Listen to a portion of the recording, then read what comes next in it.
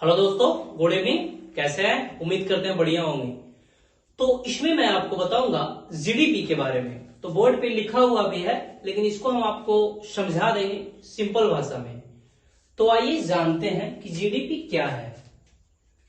GDP यानी gross domestic product, Hindi में सकल घरेलू उत्पाद कहते हैं। तो किसी भी देश के सीमा के भीतर, गौर कीजिएगा यहाँ पे भाई, किसी भी देश के सीमा के भीतर कह रहा है, एक साल में वस्तुओं और सेवाओं का जो मूल्य होता है उसे सकल घरेलू उत्पाद कहते हैं। अब इसको सिंपल सी भाषा में समझाया जाए तो जैसे कि ये हमारा भारत देश हो गया, तो भारत देश में क्या होगा? प्रोडक्शन होगा गुड्स एंड सर्विस का, गुड्स एंड सर्विस का यानी वस्तुएं एवं सेवाओं का।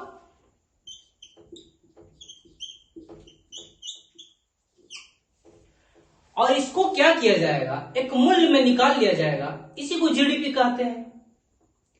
जैसे कि आप कंफ्यूज होंगे, क्वेश्चन मन में स्वाभाविक सा उठता है भाई। जैसे कि कोई यूरोपियन कंट्री में या कोई और कंट्री में भारतीय नागरिक जॉब करता है, अगर वहां से वो पैसा भेजता है भारत में, तो ये जीडीपी में काउंट नहीं होगा। लेकिन अगर कोई यूरोपियन कंट्री, जैसे कि दक्षिण कोरिया का जो सैमसंग कंपनी है, वो दिल्ली के नोएडा में कंपनी लगाई है, तो क्या कर रही है? उत्पादन यहां पे कर रही है, तो उसको जीडीपी में काउंट किया जाएगा भाई।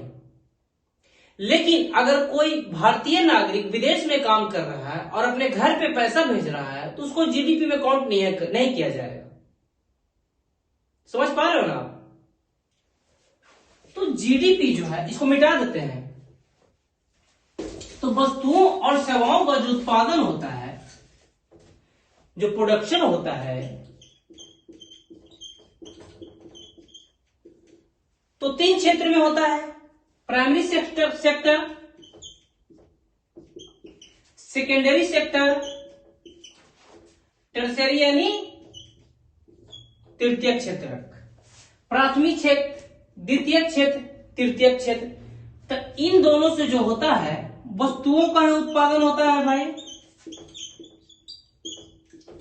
पिछले वीडियो में मैंने आपको बता दिया है, आप वो वीडियो जाकर देख सकते हैं, डिस्क्रिप्शन में आपको लिंक दे दिया जाएगा। तो वस्तुओं का उत्पादन होता है, और टर्शियरी सेक्टर में सेवा का उत्पादन होता है।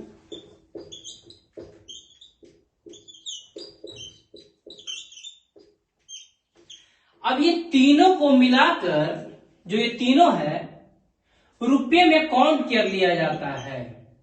रुपये में काउंट कर लिया जाता है, यानी इन तीनों को मिलाकर रुपये में काउंट कर लिया जाता है कि इतना मूल्य का हुआ, और एक साल के भीतर जितना मूल्य निकल जाता है उसी को जीडीपी कहते हैं। उम्मीद करते हैं आपको समझ में आ गया होगा। थैंक यू दोस्तों।